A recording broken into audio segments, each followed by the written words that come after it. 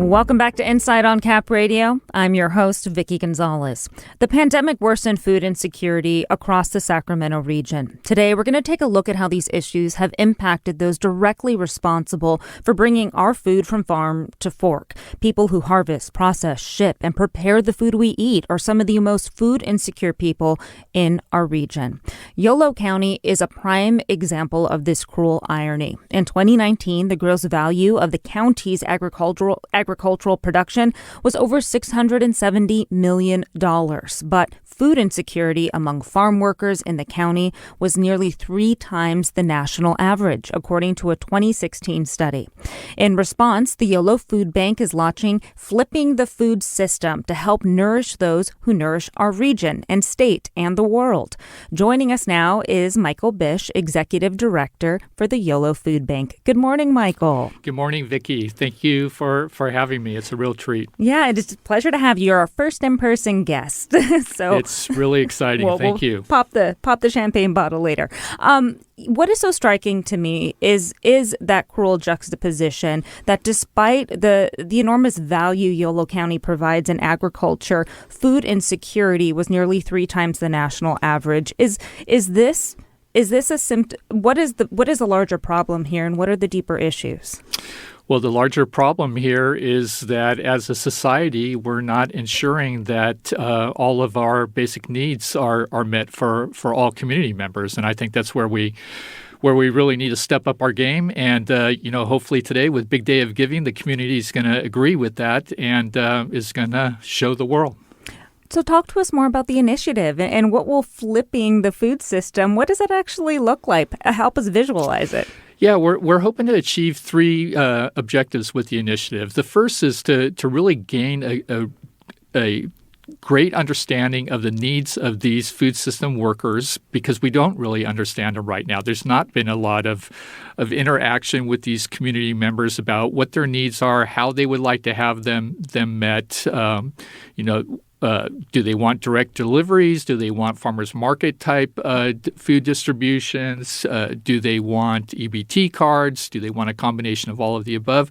We don't know any of that, and so we're going to be starting this effort with a series of listening sessions with these community members so that they can tell us what their needs are.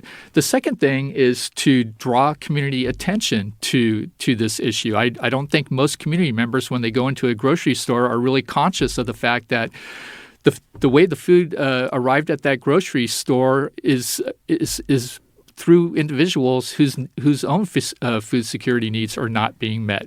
And so we really want to rally the community around these needs. And then the third thing, of course, is to generate revenue so that we can fund the services that are going to be needed to provide this food assistance to these folks. So we're going for a trifecta here, and it's all happening today. Yeah, you have said that food workers bear the brunt of an unjust food system. I mean, having that proximity but not having the means or the access to that food. Help us understand how the system is unjust and what solutions will make it more equitable.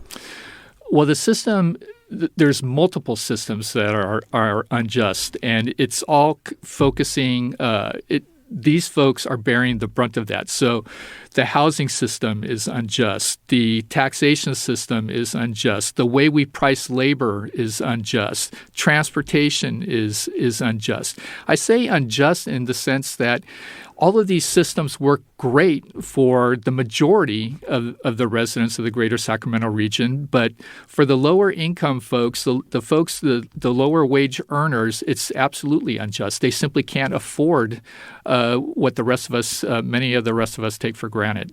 Yeah, it's financially hard to keep your head above water with those circumstances. And this follows a 2021 study just last year from the Public Policy Institute of California, which found Yolo County had the highest poverty rate in California at 20.9%. As an organization that works to reduce poverty and food insecurity, you're the Yolo Food Bank. Can you shed some light on why the poverty rate is higher in Yolo County than anywhere else in the state?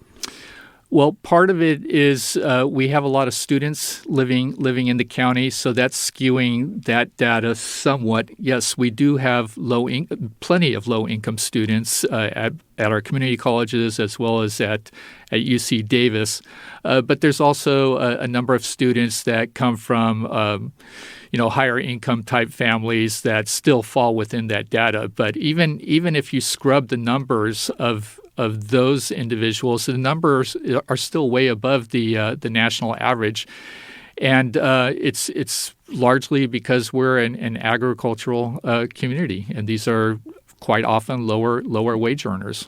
Given that food banks during the pandemic dealt with an exponential increase in the need, but also strained resources, now what do you foresee as the biggest challenges that food banks face across the region, and how do you hope to overcome them in Yolo County? Well, the biggest challenge by far is that much of the pandemic resources that went to food banks during the pandemic have gone away. So federal food supplies to food banks, not just in Yolo County or in the region, but across the state and across the nation, have declined by at least 25% over the course of the last year. Meanwhile, the need is increasing again because the federal support for low-income families has withered away as well. And so it's a huge challenge for food banks right now to procure enough food to distribute to meet the needs. And just to give you a sense, since January, already on top of this massive pandemic need, since January, the need has increased another 30% at Yolo Food Bank. So our lines are getting longer and longer, and meanwhile, the food supplies are not increasing. And so what we're having to do is we're having to dip into our financial reserves to purchase huge quantities of food to make up the gap that's left behind by the feds withdrawing from their pandemic response. I should also say the local jurisdictions have really their support has declined quite a bit as well. I want to end with really your journey to the food bank, because you started in 2018. But before you worked for the food bank and other nonprofits in Davis, you were an entrepreneur. You worked in mortgage lending, international corporate finance, all that stuff. What drew you to nonprofits, and what gets you excited and got you excited to join the Yolo Food Bank?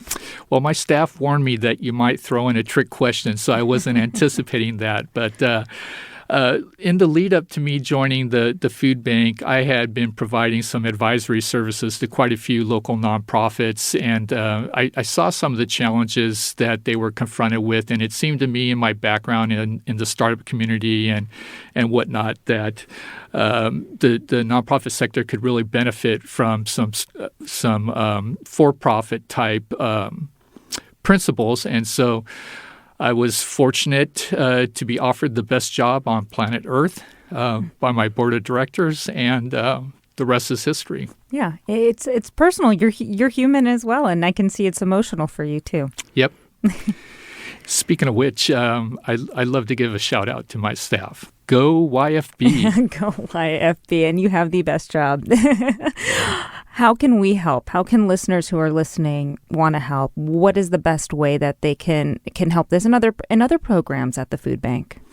Well, if they're inspired by flipping the food system, they can definitely show it today on this unbelievable day that we call Big Day of Giving. So they can definitely go to bigdayofgiving.org/YOLO Food Bank for starters. They could also go to our webpage, yolofoodbank.org, and hit the volunteer button, because we're definitely always in need of volunteers, particularly as those lines get longer and longer, as I mentioned.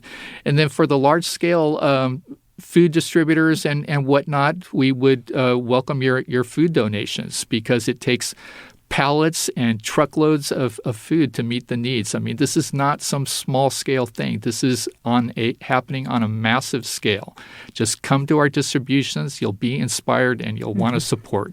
Well, we can hear it in your voice, Michael. Thank you so much for joining us. Thank you. Michael Bisch is the executive director of the Yolo Food Bank. That is it for Insight Today.